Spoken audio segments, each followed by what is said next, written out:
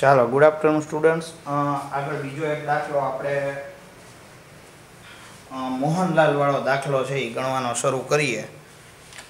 મોહનલાલ વાળો દાખલો મેં તમને પીડીએફમાં ટેલિગ્રામમાં મોકલી દીધો છે, તો તમે એ એક સેટ જોઈ લેજો. ધંધાકીય આવક વિશે માહિતી આપતો દાખલો છે, અથવા તો આપણે એમ કહીએ ને કે બિઝનેસ ઇન્કમ વાળો સમ છે. ઓકે, તો આપણે એક પછી એક પોઈન્ટ છે એના કાઉન્ટ કરવાના શરૂ કરી દઈએ. હું અહીંયા લખી નાખું statement showing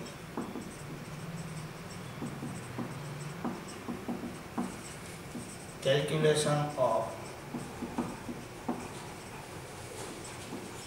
business income Mr. Mohanlal. Okay, અને જ્યારે બિઝનેસનો સમ હોય ત્યારે આપણને બધાને ખબર છે કે શરૂઆત ક્યાંથી થાય? Net profit as per P&L એકાઉન્ટથી જ સ્ટાર્ટ થશે. નેટ પ્રોફિટ છે એ સમમાં કેટલો આપેલો છે? 8 લાખ રૂપીસ. ઓકે, હવે આમાંથી અમુક વસ્તુ આપણે દર વખતે માઇનસ કરતા હોઈએ છીએ, લેસ કરતા હોઈએ છીએ. અમુક વસ્તુઓ શું કરતા હોઈએ છીએ? આપણે એડ કરતા હોઈએ છીએ. ઓકે, તો એક પછી એક એડજસ્ટમેન્ટ સૌથી પહેલાં આપણે જોવાનું ચાલુ કરીએ. તો સૌથી પહેલાં તો મિસ્ટર મોહનલાલ પોતે તે સેલરી ડ્રો કરે છે, અથવા તો એમ કહીએ ને કે જ્યારે બિઝનેસનો ઓનર મોહનલાલ પોતે તે સેલરી છે એ લેતો હોય, એનો મતલબ શું થયો? તો કે એ એક ડ્રોઈંગ્સ અથવા તો ઉપાડ તરીકે કન્સિડર થાય. આ તમારો કોઈ બિઝનેસ એક્સપેન્સ કન્સિડર થાય નહીં. એટલે આપણું આ સૌથી પહેલું એડજસ્ટમેન્ટ. અહીંથી એનો જે સેલરી જે મોહનલાલે લીધેલો છે એ આપણે ડિસેલાવ કરી દઈએ. ઓકે, તો એની જે અમાઉન્ટ છે એ 72,000 રૂપીસ છે. પછી સેકન્ડ એડજસ્ટમેન્ટ તમને આપેલું depreciation allowable as per income tax rules rupees 60,000. હવે આ કયું ડેપ્રિસિએશન છે? તો કે આ અંડર સેક્શન 32 વાળું ડેપ્રિસિએશન છે, જે આપણે માઇનસ કરવાનું. કેટલું છે? 60,000. પણ સાથે સાથે મેં તમને એ પણ કીધેલું છે કે જે બુક્સ ઓફ એકાઉન્ટમાં જે ડેપ્રિસિએશન છે એ તમારે શું કરી દેવું પડે? એડ કરી દેવું પડે. એટલે અહીંયા હું લખી નાખું છું ડેપ્રિસિએશન એઝ પર બુક્સ. બુક્સનું ડેપ્રિસિએશન છે એ તમે ચેક કરો તો એક્ઝેક્ટ વચ્ચે પ્રોફિટ એન્ડ લોસ એકાઉન્ટમાં આપેલું છે 70,000 રૂપીસ. પછી આગળ ચેક કરો તો life insurance premium is paid for the life of wife of Mr. Mohanlal. જો એટલે મોહનલાલના જે વાઇફ છે એના માટે ઇન્સ્યોરન્સ પોલિસી લીધી અને એનું પ્રીમિયમ પે કરેલું છે. તો હવે પહેલાં જોઈએ લાઈફ ઇન્સ્યોરન્સ પ્રીમિયમ કેટલું છે. તો લાસ્ટમાંથી તમે થર્ડ ટ્રાન્ઝેક્શન ચેક કરશો તો લાઈફ ઇન્સ્યોરન્સ પ્રીમિયમ 50,000 છે. તો સૌથી પહેલાં તો એ મોહનલાલનું શું ગણાય? પર્સનલ એક્સપેન્સ કાઉન્ટ થાય. પહેલાં તો હું અહીંયા લખી નાખું છું ઇન્સ્યોરન્સ પ્રીમિયમ ઓફ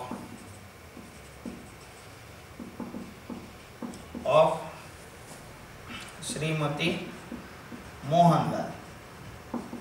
ઓકે, કેટલું ડિસેલાવ કરવું પડે? 50,000. આ એક પ્રકારનો પર્સનલ એક્સપેન્સ કહેવાય. પણ આ જ 50,000 છે એ અંડર સેક્શન 80C મિસ્ટર મોહનલાલને શું કરવા મળે? ડિડક્ટ કરવા મળે. પણ એક વખત આપણી ટોટલ બિઝનેસ ઇન્કમ કાઉન્ટ થઈ જાય એના પછી આપણે 50,000 છે એ શું કરી શકીએ? માઇનસ કરી શકીએ છીએ. According to law, according to under section 80C આપણે માઇનસ કરી શકીએ છીએ. પણ અત્યારે માઇનસ ન કરી શકાય. અત્યારે તો એને પર્સનલ એક્સપેન્સ સમજીને આપણે શું કરી દેવું પડે? પ્રોફિટમાં એડ કરી દેવું પડે. ચાલો, એના પછી આગળનું એડજસ્ટમેન્ટ એવું છે 25% of the car is used four personal purpose. હવે તમે કાર છે એ તમારી 100% છે, એમાંથી 25% કેવું છે? પર્સનલ છે. કોઈ વાંધો નહીં. કારને રિલેટેડ બે જ વસ્તુઓ હંમેશા P&L એકાઉન્ટમાં હોય. એક તો ડેપ્રિસિએશન હોય અને એક રિપેર મેન્ટેનન્સ અને પેટ્રોલ ડીઝલનો એક્સપેન્સ હોય. ઓકે, જોઈ લો, આમાં આપણને બીજો કોઈ પેટ્રોલ ડીઝલ કે રિપેરિંગ એક્સપેન્સ નથી, માત્ર મોટર કાર મેન્ટેનન્સ અથવા તો મેન્ટેનન્સ ઓફ કાર એમ કરીને 1,40,000 આપ્યા. જેટલો પણ પર્સનલ પર્પસ છે એ શું કરી દેવાનો, ડિસએલાઉ કરી દેવો પડે. હવે જો અહીંયા આગળ હું લખી નાખું છું, પર્સનલ મોટર કાર એક્સપેન્સ કેટલો છે તો કે 1,40,000 ની 25% એમાઉન્ટ. તમે જોવા જાઓ તો આપણે ચેક કરીએ, 1,40,000 છે એની 25% એમાઉન્ટ.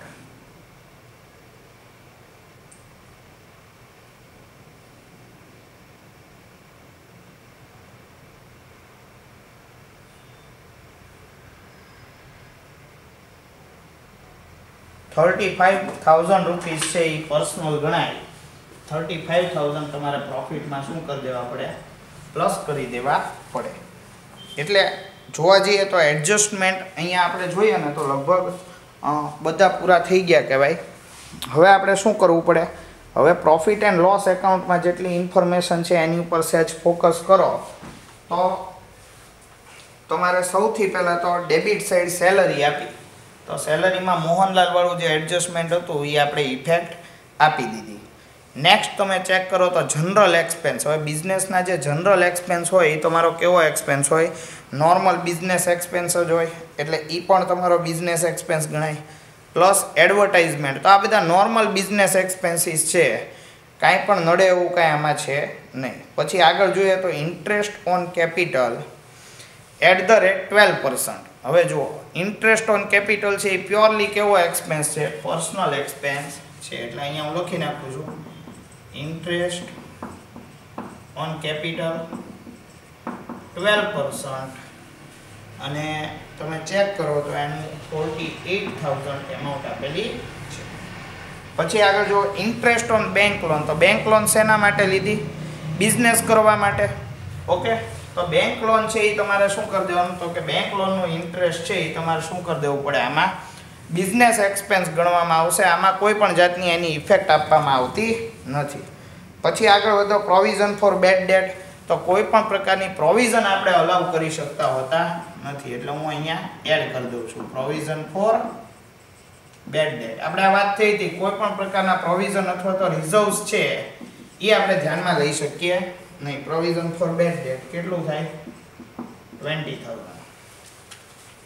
પછી આગળ વધો તો ડેપ્રિસિએશન છે, તો ડેપ્રિસિએશન આપણે ઇફેક્ટ આપી દીધી 70,000 ની.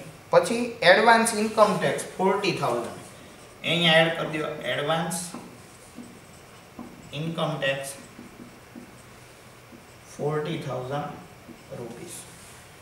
પછી આગળ વધો તો સ્ટેશનરી, તો સ્ટેશનરી તમારો બિઝનેસ એક્સપેન્સ ગણાય. લાઈફ ઇન્સ્યોરન્સ પ્રીમિયમની ઇફેક્ટ આપણે આપી દીધી. કાર મેન્ટેનન્સનો જે એક્સપેન્સ છે એની પણ ઇફેક્ટ આપી દીધી. તો હવે વધ્યું શું, તો આગળ જુઓ હવે credit side, bad debt recovered, બ્રેકેટમાં લખેલું છે not allowed as deduction in earlier years. એટલે અર્લિયર યર્સમાં આ જે પણ બેડ ડેટ રિકવર્ડ હતી એ શું થઈ ગઈ હતી, ત્યાં ડિસએલાઉ થઈ ગઈ હતી ને એની ઉપર ટેક્સ ભરાઈ ગયો હતો. તો એની ઇન્કમ છે એની ઉપર ફરીથી ટેક્સ લાગે નહીં. એટલે અહીંયાથી શું કરી નાખવાનું, બેડ ડેટ રિકવર્ડ છે એ તમારે માઇનસ કરી નાખવી પડે. કેટલી છે, 40,000. પછી આગળ જુઓ તો ઇન્ટરેસ્ટ ઓન બેંક ડિપોઝિટ, તો જે ઇન્ટરેસ્ટ ઓન બેંક ડિપોઝિટ છે એ ક્યાં કન્સિડર થાય, તો તમે કહેશો કે સર મને ખબર છે, ઇન્કમ ફ્રોમ અધર સોર્સિસમાં કન્સિડર થાય, અહીંયા ટેક્સેબલ થશે નહીં. એટલે અહીંયા હું લખી નાખું છું, interest on bank deposit. Okay, અને એનું ઇન્ટરેસ્ટ છે એ કેટલું છે, 36,000. ઓકે, એવી જ રીતે રેન્ટ રિસીવ, તો રેન્ટ પણ ઇન્કમ ફ્રોમ હાઉસ પ્રોપર્ટીમાં જાય, અહીંયા આગળ કન્સિડર થાય નહીં, તો માઇનસ કરી દો 72,000. ઓકે, હવે બીજું કાંઈ કરવાનું બાકી નથી રહેતું. આપણે આપણા એડજસ્ટમેન્ટ પણ પતાવી દીધા અને જે પણ ઇફેક્ટ આપવાની હતી બધી ઇફેક્ટ પણ આપી દીધી. તો હવે શું કરવાનું રહે, તો કાંઈ નહીં, તમે જે પણ 8 લાખ રૂપીસ તમારો પ્રોફિટ છે એમાંથી આ બધી વસ્તુ માઇનસ કરી નાખો.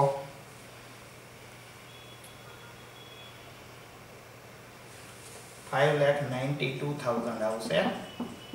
5,92,000 માં તમે 1,42,000 પ્લસ કરી દો, પ્લસ 85,000 પ્લસ 68,000 પ્લસ 40,000, ઓકે 9,27,000 તમારી ટેક્સેબલ બિઝનેસ ઇન્કમ થશે. હવે ટેક્સેબલ બિઝનેસ ઇન્કમ તો થઈ ગઈ હતી, એમાંથી આપણે લેસ શું કરી નાખવાનું? તો કે આમાં આપણે લેસ કરી નાખશું 80C માં જે LIC પ્રીમિયમ શ્રીમતીનું ભરેલું છે એ તમે માઇનસ કરી શકો છો. ઓકે, એટલે લગભગ જોઈ લઈએ કેટલા થાય છે. આમ તો 8,77,000 એવું કાંઈક થતું હતું, માઇનસ કરી નાખજો. 8,77,000 એટલું જ થાય છે. ઓકે, હા આપણો ફાઇનલ આન્સર થઈ ગયો. અહીંયા આપણો દાખલો છે એ શું થઈ ગયો કહેવાય, સમ છે એ આપણો અહીંયા કમ્પ્લીટ થઈ ગયો કહેવાય. ઓકે, આપણે અત્યારે આમાં આટલું રાખીએ છીએ.